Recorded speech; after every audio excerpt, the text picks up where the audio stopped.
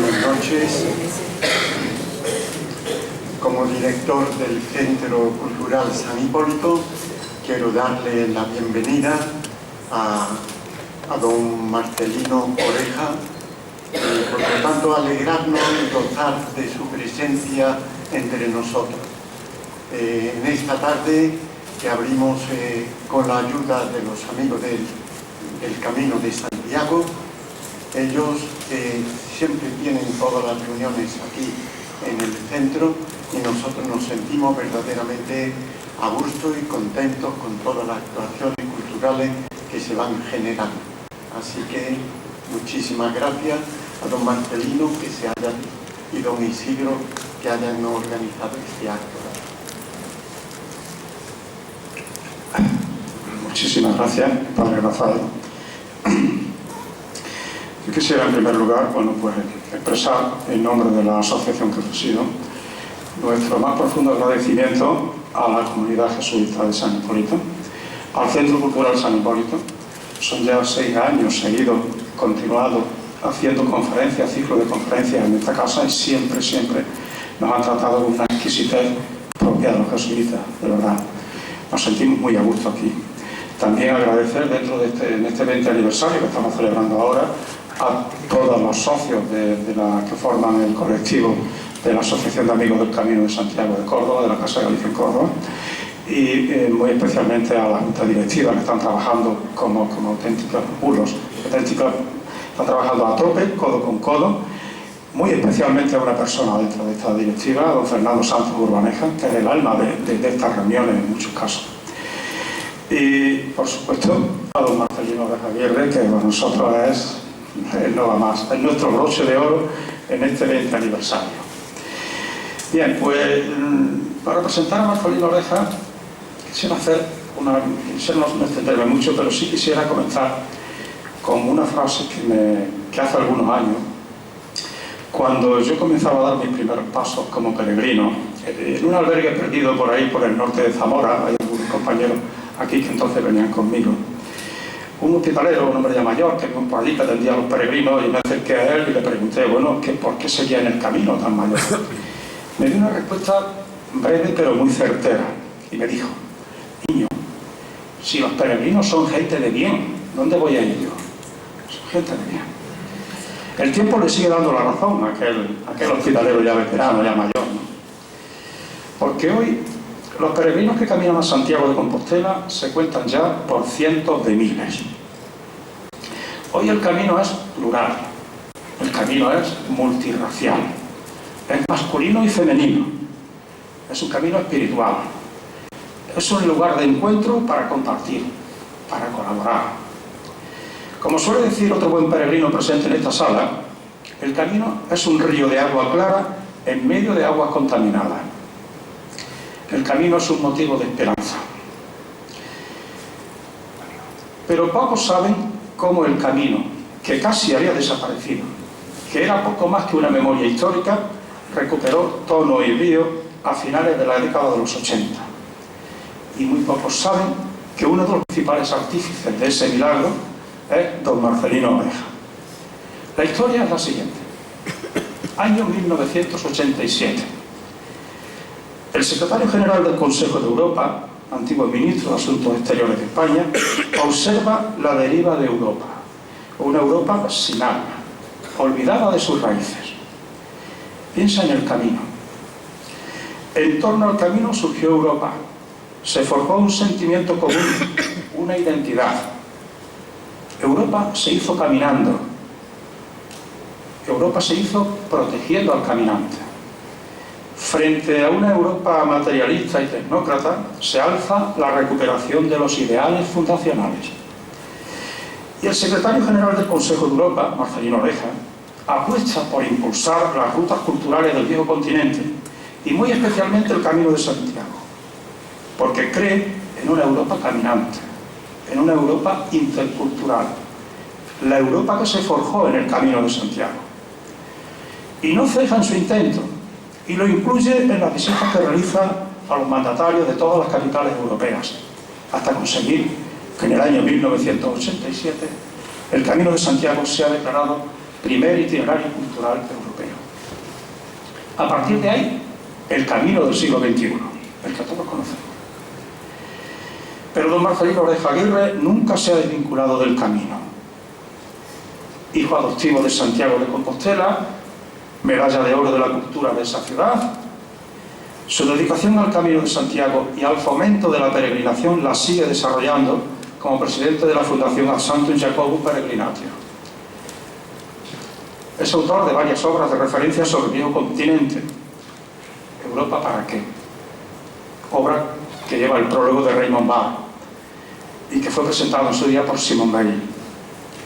La Constitución Europea, el Tratado de Ámsterdam, Europa final de milenarias realidades y perspectivas. Todos ellos son libros de referencia a la hora de estudiar Europa. En 1988 fue nombrado Europeo del Año por la Fundación Europea de la Ciencia, del Arte y de la Cultura. Actualmente es presidente de honor de la Real Academia de Ciencias Morales y Políticas, de la que es miembro desde abril de 2001. Igualmente es presidente del Instituto de Estudios Europeos de la Universidad CEU San Pablo. Pero sobre todo, Marcelino es un humanista. Es un hombre de bien, como diría aquel viejo hospitalero, un peregrino. Muchas gracias, don Marcelino, por compartir con este grupo de amigos y peregrinos su vivencia y su inquietud.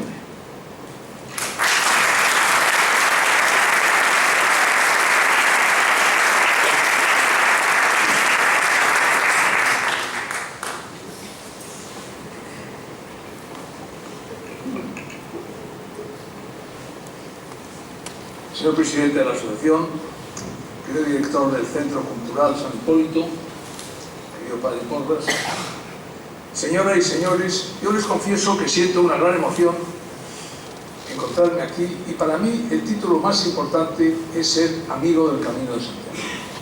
Yo soy un entusiasta del Camino de Santiago, lo soy desde hace mucho tiempo y voy a contarles un poco cuáles son las razones por las cuales comienza mi afición y mi amor al Camino de Santiago. Y luego les diré algo de las experiencias que he tenido. Pero debo confesarles que lo que sí me impresiona es el que haya una institución como esta tan viva en esta ciudad y que representa un poco también el sentir de una buena parte de Andalucía. Es decir, que en Andalucía está muy vivo el Camino de Santiago.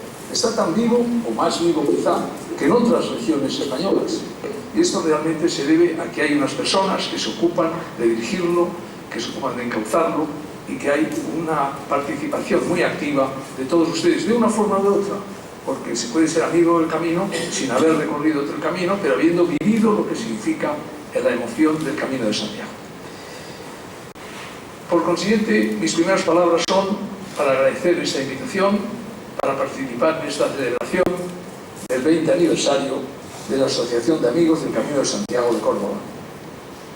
Una asociación cuyo objetivo no se limita a caminar por las sendas jacobeas, sino a difundir la cultura del camino a la que tan estrechamente me siento vinculado. Voy a comenzar diciéndoles cómo nace mi interés por el Camino de Santiago. Arranca de un hecho bastante insólito. El año 1955, averiguan ustedes por consiguiente que yo soy ya muy viejo, en el examen de grado de licenciatura en la Universidad de Salamanca, el director del tribunal me preguntó por el Camino de Santiago y las relaciones internacionales. A mí me gustaba el derecho internacional y yo ya pensaba presentarme a las oposiciones a diplomático, pero evidentemente no había un programa en el que estuviera este tema.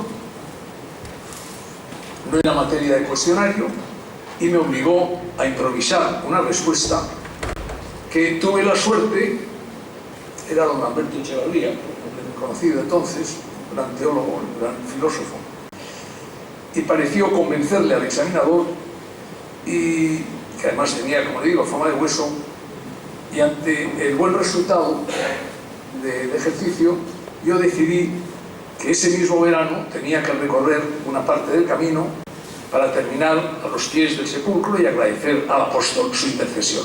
Sin la intercesión del apóstol yo no hubiera podido hacer aquel ejercicio, porque realmente yo sabía muy poco y la verdad es que improvisé en aquel momento lo que pensé que podía significar el camino de Santiago. Y mi idea entonces fue la de hacer el camino, de hacer una parte del camino y finalmente llegar a los pies del sepulcro y agradecer al apóstol su intercesión, porque sin su intercesión yo no hubiera podido conseguir esto. Hice el recorrido entre el Cebreiro y Santiago, visité Samos, con un recuerdo a un autor que a mí me ha interesado siempre mucho y ya desde muy joven, que era Gregorio Marañón, y su preciosa biografía del padre Feijó, que fue fraile en aquel monasterio. Luego Portomarín, donde me impresionó la iglesia parroquial, cuyo bellísimo pórtico fue ornamentado por el maestro Mateo. Asistí a una misa en San Nicolás, ese templo fortaleza románico de la Orden de San Juan de Jerusalén, y finalmente sentí la emoción del Monte del Gozo para poder divisar desde allí las torres de la catedral al que llegamos al final de la jornada. Si ustedes han hecho últimamente el camino, probablemente el Monte del Gozo les ha emocionado menos, porque en este momento está lleno de casas, está lleno realmente ha perdido el encanto que tenía hace 50 años, pero realmente es admirable entonces. Y a mí me emocionó muchísimo mirar y desde allí ver a lo lejos las torres de la catedral. Años más tarde, en 1993, con mi mujer y mis hijos y un grupo de amigos, hicimos el camino de Castrojeriz a Santiago. Y años después lo hicimos de Roncesvalles a Burgos. Y en ocasiones he recorrido diversas etapas, culminando en Santiago, donde pasamos un fin de año, el fin de año del 99 al 2000, con toda la familia y con un grupo de amigos. En 1984 yo fui elegido secretario general del Consejo de Europa. El Consejo de Europa era una institución, y sigue siendo, que se ocupa fundamentalmente de los derechos humanos, las libertades. Es una organización que en este momento, como consecuencia de la actividad de las otras instituciones europeas, y sobre todo de la Unión Europea, de las comunidades europeas, ha caído un poco al margen, pero en aquel momento el Consejo de Europa era fundamentalmente la defensa de los derechos y las libertades. Y ahí nace el Convenio de Derechos Humanos y Libertades Fundamentales. Tuve la suerte de ser elegido secretario general del Consejo y el verano, por la elección debió de ser el mes de junio, y durante el verano tuve que preparar mi discurso de toma de posesión como secretario general. Pedí que me mandasen papeles a los funcionarios del Consejo, me mandaron textos y con la ayuda de estos funcionarios elaboré un texto, y realmente con la colaboración de excelentes funcionarios. Pero yo quería introducir algo original, porque todo aquello eran papeles en el fondo muy administrativos, como es propio de los buenos funcionarios, pero yo quería introducir algo original. Y entonces, como idea original, yo pensé que había que proclamar al Camino de Santiago primer itinerario cultural europeo. Bueno, a partir de entonces, después de aquel primer momento, en la práctica los secretarios generales, o al menos cuando lo integraban la organización entonces 21 países. En este momento creo que son 47, porque había muchos países europeos que entonces estaban bajo una órbita distinta y por lo siguiente no formaban parte del Consejo. Hoy forman parte de 47 y por eso se ha diluido mucho la tarea del Consejo, pero en aquella época España hizo el país número 21. Y lo normal era que el secretario general, a lo largo de los 2 primeros años de su mandato, visitase los distintos países, que entonces se podía hacer. Hoy será imposible porque visitar 45 países no haría otra cosa el secretario general, pero en aquella época 20-21 países pues se podían visitar.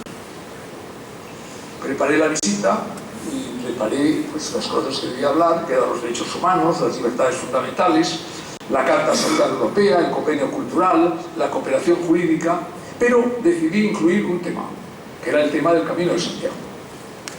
El Camino de Santiago dentro de un programa general que eran los itinerarios culturales europeos. El programa de los itinerarios culturales existía y estaba, uno de los temas era los recursos del barroco, la ruta de los celtas, los cistercienses, la ruta de la seda. Y bueno, yo pensé que ahí había que introducir el Camino de Santiago. Y expuse la idea al Comité de Ministros y pedí que se preparase un diálogo intercultural y que se descubrieran nuevas formas de identidad europea a partir de la multiplicidad de nuestras diversidades.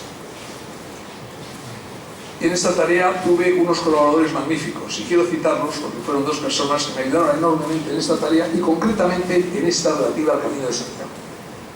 Uno fue José María Ballester y otro fue mi jefe de gabinete, que era un señor que me pareció muy listo y por eso quise que viniera, y que en este momento es más conocido que entonces porque se llama Íñigo Méndez de Vigo, que da la casualidad que es el ministro de Educación, Ciencia y Deportes. Pues bien, estos dos, y digo sobre todo como mi jefe de gabinete, me ayudó mucho en esa tarea. Evidentemente no voy a detenerme aquí a contar todos los viajes que hice en aquella época, pero sí mencionaré algunos, como por ejemplo el viaje que hice a Islandia. Yo no había estado nunca en Islandia y tenía que visitarlo porque era un país miembro del Consejo y al que creo que ningún secretario general antes había asistido. Y cuando hablé con el embajador en Estrasburgo para decirle que quería visitar Islandia y quería visitar a la presidenta y al ministro de Asuntos Exteriores, me dijo: ¿y qué cosas quiere usted tratar? Entonces le dije 3 o 4 cosas y dije: y el Camino de Santiago. El embajador no entendía nada de aquello y decía: ¿pero qué será el Camino de Santiago? El embajador, el diplomático que estaba en Estrasburgo. Bueno, cuando llegué a Islandia, tuve una entrevista con la presidenta y al llegar con una sonrisa me dijo: ya sé que usted está muy interesado por el Camino de Santiago. Pues mire usted, aquí había un Camino de Santiago. Y verá usted que a 40 que tengo preparados a 3 profesores que le van a acompañar a un lugar donde ahí no hay más que unos restos, hay unas piedras, pero de ahí es de donde salían los peregrinos, llegaban a la costa, cogían un barco y desde el barco se unían al camino francés. Y lo hice con mucho gusto y realmente me encantó y fue realmente una novedad y fue una sorpresa. Yo creo que de alguna forma muchos islandeses supieron el camino a partir de entonces. Y luego recorrí los otros países y en los países nórdicos, donde siempre introducía el tema del camino, en todos ellos encontré restos de iglesias, de capillas, de hospitales y un nombre, el de Jacob Kirke, la iglesia de San Jacobo, testimonio del punto de partida de los peregrinos. Según me informaron, tanto en Noruega como en Suecia habitaban la Escandinavia occidental, fueron los primeros en tener contactos con la peregrinación jacobea y después de su cristianización aceptaron el culto a Santiago. Al parecer, en los documentos letones del siglo XIV figuran muchas personas, y esto lo he podido comprobar luego, con el nombre de Jaime. Y en Estonia también hay toponímicos formados por el nombre Jacobo, como por ejemplo, y esto lo he comprobado yo mismo, Jakobsberg, Jakobshof, Jakobsruhe. Y así pude comprobarlo también en Letonia. Les diré que hace 3 años, y esto yo no sé si lo saben, pero me gusta mucho decírselo, en Letonia, hace 3 años decidieron organizar un gran seminario sobre el Camino de Santiago. Me invitaron a asistir, estuve allí, y realmente me impresionó lo que saben en Letonia, en Vilnius, sobre el Camino de Santiago, que yo imagino, yo creo que para ustedes era una sorpresa, no lo sé, para mí lo era grandísima. Y allí hablé con el obispo de Vilnius, y realmente me dijo que sí, que estaba muy viva la presencia de los peregrinos. Es decir, que hay peregrinos en Lituania. Y me imagino que habrá también en Letonia y en Estonia, pero en Lituania desde luego me consta. Luego, otra de las visitas que hice fue al Reino Unido, como era natural. Tuve una larga entrevista con una señora muy decidida, que era la señora Thatcher, el número 10 de Downing Street. Y después de una reunión de rigor, cuando contábamos a temas del Consejo de Europa, me dijo: ¿y qué va usted a visitar? Y le dije: pues mire, yo tengo concertado un encuentro en la Cámara de los Comunes y luego quiero visitar el Palacio de San Jaime. Y me dijo: ¿por qué el Palacio de San Jaime? Porque tiene usted tantos edificios que puede usted ver en Londres, ¿por qué quiere usted ver el Palacio de San Jaime? Y dije: mire usted, es que de ahí salían los peregrinos para hacer el camino. Bueno, en mi viaje a París coincidí con una persona que yo quiero mucho, creo que vive, es una persona ya muy mayor, que es el cardenal Echegaray. Creo que vive el cardenal Echegaray, que es vasco como yo y que me acompañó a la Rue Saint-Jacques junto a la Catedral de Notre Dame y me contó las anécdotas de la salida de los peregrinos desde la iglesia de Notre Dame, de la Catedral de Notre Dame, que es el punto de partida de los peregrinos franceses desde París. Y uno de los encuentros más gratos que tuve a lo largo de esos primeros meses de estancia en el Consejo fue la visita que hice a Liechtenstein. Liechtenstein es un país que no sabe muy bien dónde está, aproximadamente, tiene una idea, pero no juega ningún papel, pero tiene un príncipe, el príncipe de Liechtenstein, que es un país miembro del Consejo de Europa. No forma parte de la Unión Europea, no forma parte de otras instituciones, pero forma parte del Consejo de Europa. Y allí había un anciano señor, que era el príncipe de Liechtenstein, un señor muy respetable, muy atento. Yo sabía que era un hombre de fuertes convicciones religiosas, porque su hijo era el embajador de Liechtenstein en el Consejo de Europa. Y entonces yo pensé, tenemos que hacer una cosa, que tenemos que hacer la proclamación del Camino de Santiago como primer itinerario cultural europeo. ¿Cómo vamos a hacer? Tenemos que tener una presidencia que se ocupe de eso. Hombre, Liechtenstein, no quiero despreciarlo, todos los países tienen mi aprecio, pero tampoco tienen muchas cosas que hacer en el Consejo de Europa. Y pensé que si al príncipe le ilusionaba con la idea de hacer una gran presentación en el Consejo sobre el tema del itinerario Camino de Europa, pues eso probablemente le ilusionaría. Efectivamente, le ilusionó, y fue la tarea principal que tuvo el príncipe de Liechtenstein durante aquellos 6 meses que le tocaba la presidencia. Al concluir mi visita a los 21 países, la tarea principal fue preparar una declaración que pusiera de manifiesto la necesidad de revitalizar el camino. Porque el camino ahora está muy vivo. Yo no sé cómo ha estado hace 30, 40 años, pero en aquella época yo creo que, por lo menos en lo que se refiere al propio camino de Santiago, de Roncesvalles a Santiago de Compostela, tenía vida, pero tenía una vida relativamente escasa, 40, 50 años. Era necesario revitalizar el camino. Y para ello, lo que hicimos fue solicitar desde el Consejo a las autoridades e instituciones, primero, la identificación de los caminos de Santiago, que es algo en lo que yo he insistido siempre, porque se habla del camino de Santiago, los caminos de Santiago, el conjunto del territorio.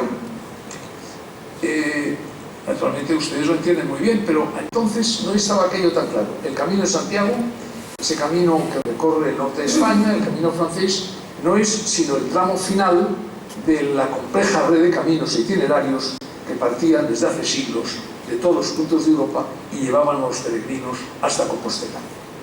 Por ello, esa misma lógica de considerar los caminos como un conjunto global supone el reconocimiento precisamente, y ustedes lo entienden muy bien, de otros caminos alternativos como las vías marítimas, los mal llamados caminos secundarios, sobre todo de norte, noroeste, y este admirable, este camino mozárabe, al que desde ahora yo puedo decirles con toda sinceridad que me siento entrañablemente unido y alguna de cuyas etapas yo desearía alguna vez recorrer.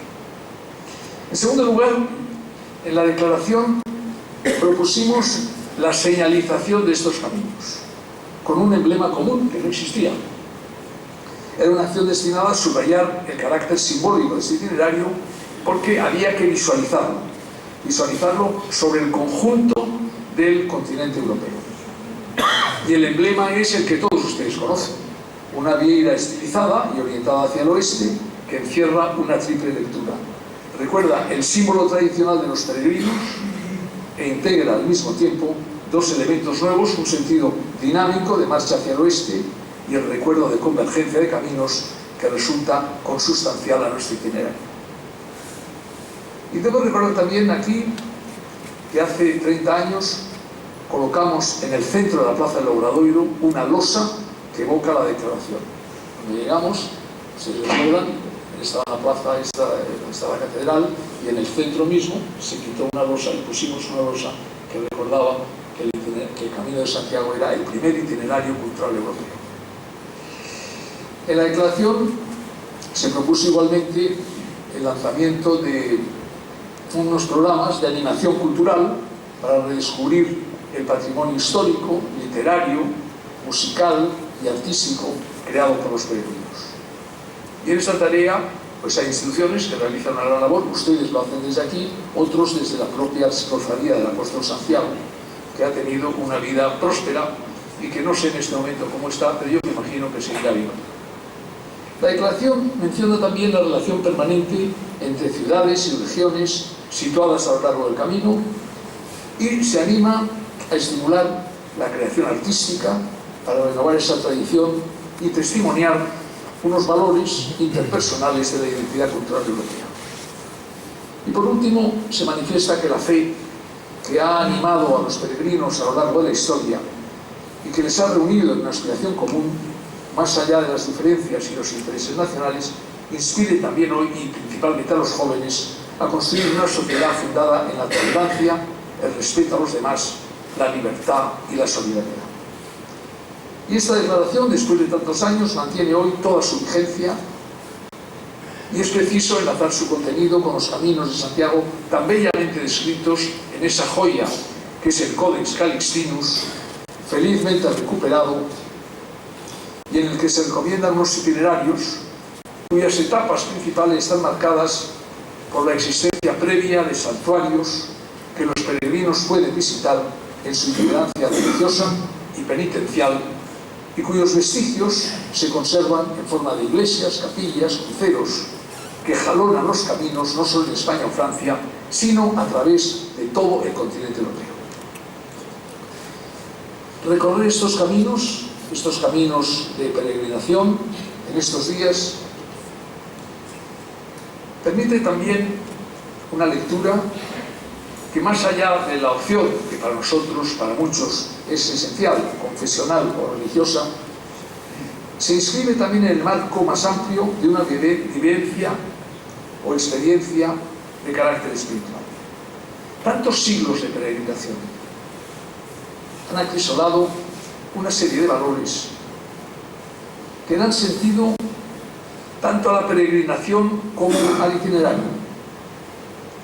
Basta con profundizar el fenómeno y escuchar la experiencia de quienes recorren el camino, y muchos de ustedes estoy seguro que lo han hecho. Y observamos cómo se traduce en la práctica de unos valores como la solidaridad, el esfuerzo compartido, la búsqueda de un ideal común, la convivencia, el diálogo. Y por eso, hoy como ayer, quienes caminan a Compostela vuelven, y tendrán ustedes mismos probablemente la experiencia, y la han visto también en otros, como personas nuevas que han conocido otros horizontes, que han vivido con otras personas, que han compartido con ellos la condición anónima de caminante y que se han encontrado a sí mismos. Estas peregrinaciones han dejado también una honda huella en el continente europeo, como decía antes, desde los países anglosajones, escandinavos y eslavos, hasta los países mediterráneos, tanto lo que hoy denominamos patrimonio cultural de orden inmaterial o intangible como de orden material. Y su contenido es tan intenso que el recorrido de estos caminos permite igualmente una lectura o práctica cultural de los mismos. Yo quiero realmente felicitarles a ustedes por haber contribuido a la apertura y al desarrollo de este camino de Santiago, camino mozárabe, que por vías distintas a la del camino tradicional conduce al mismo destino y enriquece así el camino original. Con el esplendor del camino y su influjo en el arte y la literatura, Santiago, junto a Jerusalén y Roma, se convirtió en meta de la sociedad medieval. Y desde el primer momento el fenómeno de las peregrinaciones a Compostela adquirió un significado de catalizador de la sociedad cristiana. La urbanización, el burgo o arrabal, nace del estilo del camino, como nos recuerdan pues tantos lugares del recorrido, el que yo he conocido hasta ahora más: Pamplona, Puente de la Reina, Estella, Nájera, Tracastela, y contemporáneamente aparecen en toda Europa los arrabales y las calles con el nombre de Santiago. Y algunos de ustedes lo han enriquecido con ese camino mozárabe. Ahora bien, todo ese mundo que se funde en el camino no puede hacernos olvidar un párrafo del Códex que dice: así como el sol hace brillar a la luna del mismo modo, el inmenso poderío del apóstol ilumina a España, y yo añadiría a Europa entera. ¿Qué se quiere decir con esa iluminación desde la sede de la tumba del apóstol? A mi juicio, lo es sobre todo como una intrahistoria de la propia ciudad. En Compostela se daba y se da, y ustedes que seguro que han estado en Compostela y que lo han vivido, se da un modo de existencia que es como un transcurso vital marcado por la experiencia diaria de lo divino. Y ahí el ser de Compostela. Así me lo recordaba muchas veces un eminente galleguista que me honró con su amistad, Domingo García Sabel, y con frecuencia lo he comentado con otro muy querido y admirado amigo, el presidente Gerardo Fernández Albor, que a borde de los 100 años, hoy tiene 99, sigue recordando el camino y sigue dando unos pasos para hacer el camino. El camino hizo posible el entendimiento más allá de las fronteras, en un tiempo difícil y de peligrosa comunicación individual y aún colectiva, y se convirtió así en un foco de cultura universal gracias a ese intercambio permanente con representantes de distintas formas de vida. Y al decir universal quiero decir integral, es decir, que posee valores. Unos valores que, bueno es recordarlo hoy, exigen en su base los valores religiosos. Valores religiosos que unifican a las criaturas humanas sin que éstas pierdan en ningún momento su propia especificidad. Es lo que yo denominaría una finalidad humana trascendente. Y esto permitió una cosa notable que en el camino se vio y sigue dándose: que las diversas culturas que llegan a la anhelada meta no pierdan su originalidad. Porque lo que en el camino unifica, lo que en el camino religa a las distintas culturas, depende evidentemente del espíritu y del ánimo del caminante. Y para mí, lo que religa, lo que vuelve al hombre a sus raíces más ingenias y esenciales, es a través de los proyectos de existencia esa fusión que decía, esa fusión cordial con lo trascendente. O lo que es lo mismo, la ligación a la creencia entendida como una esfera de vida que abarca a todas las demás, que las unifica y por eso mismo las justifica. Y así nos lo ha explicado muchas veces en sus bellísimas intervenciones Monseñor Julián Bárber, arzobispo de Santiago, con quien tanto se aprende al escuchar sus discursos y homilías, que les recomiendo que lean. El camino significó la posibilidad de tal enraizamiento. Y Compostela representa la concreción de ese enraizamiento por encima de cualquier línea de fuerza humana, por encima de las particulares formas de entender el mundo de cada pueblo. Santiago y sus caminos son la raíz subterránea, en el sentido más exigente y riguroso del término, de cada uno de nosotros, convertido en lo que podría llamarse realidad presente. Una realidad presente que antes pudo estar como adormecida en nuestra alma, pero con el camino ocurre algo que se cataliza y adquiere un vigor renovado. Es como si una herencia, una vieja herencia de siglos nos empujase y el camino nos obliga, por fuerza, a ser herederos. En definitiva, a sentirnos religados. Se trata, por tanto, de una doble atadura: a los valores de la trascendencia y a los valores de la cultura europea. Porque si Europa representa algo, es ese triple manantial griego, romano y cristiano que le dio origen. Y cuando se habla de Europa, hay que evitar caer en un puro lirismo. Y estos momentos que estamos viviendo ahora son tan decisivos en el fraguar de su futuro que cuanto menos divagatorios y más exigentes seamos, mejor. Porque Europa, no podemos olvidar que entre otras cosas altísimas, tiene que ser una ilustre y tenaz memoria. Y a ella nos debemos y a ella nos ata inexorablemente. Pues bien, esa memoria europea, viva, actuante, fecunda, se nos muestra a lo largo de todo el camino hasta llegar a Santiago. Hasta llegar a Santiago, cuyas piedras graníticas son algo así como el sedimento de la historia del Occidente, y donde perviven las notas de autenticidad, originalidad, racionalidad, entrega y diversidad. Y si analizásemos cada una de estas notas en su recóndita entraña, caeríamos en la cuenta de que el conjunto de todas ellas es el cogollo mismo de la cultura europea. Por eso hoy, invadidos como estamos de tanto europecinismo, abrumados por tantas noticias desconcertantes sobre el futuro de Europa, yo quiero evocar aquí, con todas mis fuerzas, las palabras de Juan Pablo II, en la misa de Peregrino de 1982. Unas palabras bellísimas que debemos de conocer y recordar, que escuchamos mi mujer y mis hijos y yo, y que nos resumen todo un programa para la reconstrucción de Europa. Ahora que se habla con tanto pesimismo de Europa, es necesario reconstruir Europa, pero es necesario volver a ese mensaje que sigue siendo de actualidad. Europa, vuelve a reencontrarte, vuelve a ser tú misma, descubre tus orígenes, revive aquellos sabores auténticos que hicieron tu historia y benéfica tu presencia en los demás continentes. Reconstruye tu unidad espiritual en un clima de pleno respeto a otras religiones y a las genuinas libertades. No te enorgullezcas por tus conquistas hasta olvidar sus posibles consecuencias negativas. Los demás continentes te miran y esperan de ti la misma respuesta que Santiago dio a Cristo. Lo puedo. Esa es la voz que debe resonar en nuestras conciencias, sobre todo en momentos como los que actualmente vivimos. Y permítame por ello que a la luz de esta doble manifestación del espíritu de la cultura, que el camino nos inspira, haga unas reflexiones sobre el presente y el futuro de Europa. Vivimos una crisis económica, financiera, social, política y sobre todo una crisis de confianza.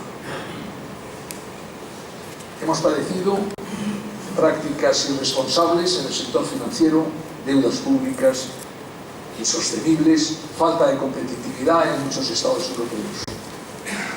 Hemos incumplido reglas aprobadas en el marco comunitario. Hemos desconfiado del funcionamiento de las instituciones. No hemos sido conscientes de las exigencias que imponía la globalización. La corrupción ha causado un gravísimo daño a nuestra imagen pública. Necesitamos transparencia. Necesitamos crecimiento para crear puestos de trabajo. Y para eso tenemos que ser competitivos. Necesitamos introducir cambios estructurales, modernizar las administraciones públicas, reducir gastos innecesarios, suprimir privilegios, generalizar la sostenibilidad de los sistemas sociales. Tenemos que romper barreras físicas, económicas y digitales y defender las reglas de la competencia y las comerciales. Y es urgente contar con un proyecto europeo dedicado a inversión, crecimiento, a reformas. Es imprescindible reforzar la cohesión social. Los países con más potencial social son los que tienen más éxito, son las economías más competitivas. Debemos completar la unión monetaria y fiscal con los correspondientes mecanismos económicos y políticos. Y hay que desarrollar un espacio público europeo, lo que exige una mayor cooperación entre el Parlamento Europeo y parlamentos nacionales. Y tras esta larga serie de recomendaciones, ustedes me preguntarán, ¿eso es todo? Mi respuesta es que no. Porque hay algo previo a la unión bancaria, a la unión fiscal, a la unión monetaria, a la unión política. Y es precisamente lo que nos ha fallado. Y sin lo cual es imposible que podamos progresar. El camino de Europa nos obliga a reflexionar la causa principal de los males que nos aquejan, el origen verdadero de las situaciones que hemos atravesado, el por qué hemos llegado a las crisis que actualmente padecemos. Pues bien, para mí es preciso que Europa vuelva a encontrarse, que reviva sus fundamentos y que recupere sus valores. Estamos viviendo un auténtico cambio de modelo de sociedad, que ha encontrado un caldo de cultivo en unas realidades indiscutibles. La indolencia, la comodidad de nuestra sociedad. Y es entonces cuando el relativismo surge y se extiende en una sociedad sumida en una crisis de valores. Durante años, Europa y muchos de sus ciudadanos, aunque otros muchos han estado y siguen fuera del círculo del bienestar, hemos visto crecer la calidad de vida y eso nos ha hecho cómodos. Hemos llegado a creer que merecíamos ese bienestar de manera natural y espontánea, sin que el mismo fuera el fruto de nuestro propio esfuerzo. Hemos abandonado valores como el sacrificio personal, el compromiso, la responsabilidad y la prudencia y la honradez. Nos hemos olvidado de la austeridad.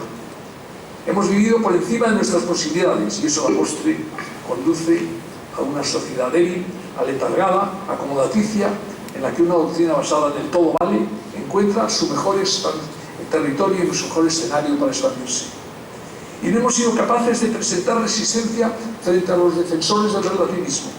Quienes lo propugnan han sabido hacer creer a la sociedad que aquellos que defienden valores y principios no son en realidad buenos demócratas, sino dogmáticos, radicales y fundamentalistas. Ese ambiente hábilmente creado ha generado un cierto miedo referencial a discrepar de lo que es una moda supuestamente dominante, la socialización de la nada. Por eso considero necesario sustentar nuestro comportamiento en valores. Unos valores que deben apoyarse en principios. De lo contrario, cuando solo se sustentan en meras convenciones sociales, ellos mismos se devalúan y terminan por derrumbarse.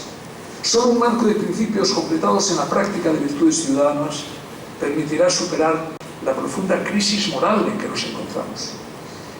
No nos engañemos, la crisis moral es el hondo fondo de aquello que nos afecta directamente, el derrumbe de nuestra economía, la sinrazón de nuestra política y la disolución de la convivencia social. La crisis moral es el gran tema de nuestro tiempo, el supremo reto que hemos de abordar con el fin de legar a las generaciones futuras un mundo más justo, más libre, más solidario. En nuestra época se pisotean los valores morales, se impone una nueva ética soliviantada por el consenso. Y urge por eso que los valores vuelvan a fundirse en los principios. Es preciso que reconozcamos que los valores para influir y transformar la sociedad han de ser respetuosos con las verdades que iluminan una convivencia fecunda y trascendente. Solo si los auténticos valores se plasman en virtudes, es decir, en acciones concretas en la vida diaria, es posible luchar por su regeneración en la sociedad. Los auténticos valores, aquellos que se basan en la verdad y pueden y deben convertirse en el centro de regeneración democrática de España y de Europa. Existe una verdad objetiva, natural, perfectamente cognoscible. Los valores deben de liderar una auténtica revolución democrática, basados en la verdad. Necesitamos una regeneración colectiva que debe sustentarse en tres pilares fundamentales. El primero es la familia.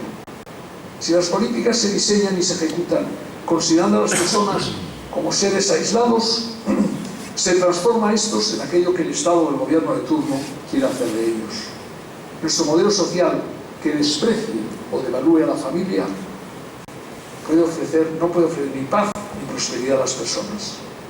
La historia demuestra que todos los modelos políticos y sociales en los que se ha permitido y se ha querido sustituir a la familia con el Estado o simplemente considerar al ciudadano como un sujeto aislado del núcleo familiar ha acabado en el fracaso. El segundo pilar fundamental es la educación, que debe sustentarse también en valores claros: la disciplina, el mérito, la autoridad de los profesores, el esfuerzo, el afán de superación y el afán de aprendizaje. Lo que no es tolerable es que el modelo educativo se caracterice por la despreocupación de los padres en la educación de los hijos, la falta de autoridad de los profesores y la falta de premio o reconocimiento al esfuerzo académico. Y un tercer pilar, señoras y señores, es la nación. Necesitamos regenerar para España el concepto de nación. No podemos renunciar a una visión nacional de la realidad. Defender la seguridad, la solidaridad frente al egoísmo, la justicia frente al agravio, el esfuerzo colectivo frente a las disputas territoriales, el beneficio común frente a la disparidad. Hay que actuar desde la verdad. El relativismo actúa desde la mentira. La verdad a la hora de hacer política, de diagnosticar los problemas que nos afectan y de aportar soluciones para hacerles frente. En uno de los bellos libros sobre raíces cristianas de Europa, una persona que yo tenía un enorme cariño, el señor Romero Posse, desgraciadamente fallecido, y a quien me unió una gran amistad, nos recuerda cómo los peregrinos jacobeos, al culminar su camino y divisar desde el Monte del Gozo la meta y ciudad del apóstol, cantaban God Santiago, eu treia e suseia. Deus ayúdanos, buen Santiago, todavía más allá. El gozo de haber alcanzado una meta no empañaba el convencimiento de que el ser humano tenía que seguir caminando. El avanzar por un camino en nuestra historia no es más que un inicio de la historia definitiva del hombre que no se agota en la finitud. El peregrino, después de estar junto a la tumba de Santiago, se dirigía a contemplar la infinitud del océano y sentía tocar la naturaleza que lo evocaba desde lo imbarcable. Allí, en el Finisterre, quemaba sus ropas para sentirse más ligero y libre, para que ni siquiera el polvo del camino fuera obstáculo para encontrarse consigo mismo. Pasado la imagen del peregrino jacobeo plasmado en la iconografía por todos los rincones de Europa y América, llegó a ser la síntesis de nuestra historia. En la actualidad el camino sigue acogiendo la vida y la búsqueda de numerosos caminantes. Al caminar hacia Compostela, yo mismo he podido comprobar cómo implica una disposición personal, y estoy seguro que ustedes lo han sentido, que se traduce en la práctica de unos valores que hoy mantienen su valor y su vigencia. Esa solidaridad, esa búsqueda de un ideal común, la convivencia, el diálogo, el conocimiento del otro que se adquiere a lo largo de las distintas etapas. Se inicia el camino solo, con 2 o 3, se encuentra con alguien, se le pierde de vista, se le vuelve a encontrar. El que camina a Santiago regresa como persona nueva. Estoy seguro que los que han ido, los que han recorrido, no hace falta llegar a Santiago por cualquiera de las etapas del camino, han tenido esa sensación, han vivido con otras personas, han compartido con ellos la condición de caminante y se siente como abocado por la propia naturaleza del camino a la misma idea de la trascendencia. En muchos tramos del camino, haciendo recuento de mi vida y de mi profesión y mis viajes por tantos lugares, he tenido presente cómo el camino de Santiago era mucho más de lo que yo, cuando hice aquel examen, con don Alberto Echevarría, podía imaginar. Era una realidad tangible, que había hecho posible el entendimiento más allá de las fronteras en un tiempo de difícil y peligrosa comunicación individual y colectiva. Y estas relaciones fueron extendiéndose Europa adelante hasta límites jamás sospechados. Señores y señores, recordando las autorizadas palabras que me han impresionado mucho y son bellísimas, de Fernando Santos Urbaneja, Europa tendrá futuro si recupera su pasado y lo adapta a los nuevos tiempos, conservando en un caso e incorporando en otro lo mejor de cada época. Todo bajo la estela de la fe, la espiritualidad, el humanismo que lleva no solo a respetar al extraño, sino incluso a prestarle ayuda y compartir con él las ideas y los bienes. Europa tendrá futuro si recupera su pasado y lo adapta a los nuevos tiempos, conservando en un caso y en otro lo mejor de cada época. Si no es así, Europa no será nada y se disolverá como un azucarillo en medio de las tensiones generadas por los nacionalismos rampantes. Los rasgos que se aprecian en el nuevo camino pueden iniciar e indicar la vía a la nueva Europa, como nos ilustra también Fernando Santos, porque en el camino, ha dicho muy bellamente, hay espiritualidad, hay pluralidad, hay respeto a la tierra y medio ambiente, hay austeridad, vivir con menos o incluso vivir con poco, hay cooperación frente a la competitividad, hay solidaridad en el vulnerable, hay humanismo y hay equidad. La nueva Europa, la Europa generada, debería sumarse a estos valores. Necesitamos una democracia, y ya termino, en la que la política recupere el poder frente a quienes actúan como fuerzas ciegas, amorales o insaciables, buscando el exclusivo provecho. Necesitamos un derecho al servicio de la justicia, del bien común y de los anhelos de los ciudadanos, especialmente de las minorías y colectivos menos favorecidos. Señores y señores, concluyo agradeciéndoles una vez más su invitación para participar en este acto y les reitero mi felicitación muy sincera por su admirable labor, aunando esfuerzos, ilusión y convivencia para evocar estos caminos como espacios de encuentro de fe, de cultura, de sociedad, de valores que hacen posible esa mejora personal y colectiva que a su vez actúa en la promoción de esta bellísima andadura. Y les reitero mi felicitación por este 20 aniversario de la Asociación de Amigos del Camino de Santiago, que desde Córdoba ilumina el futuro y que yo, como les he dicho, deseo recorrer. Muchas gracias.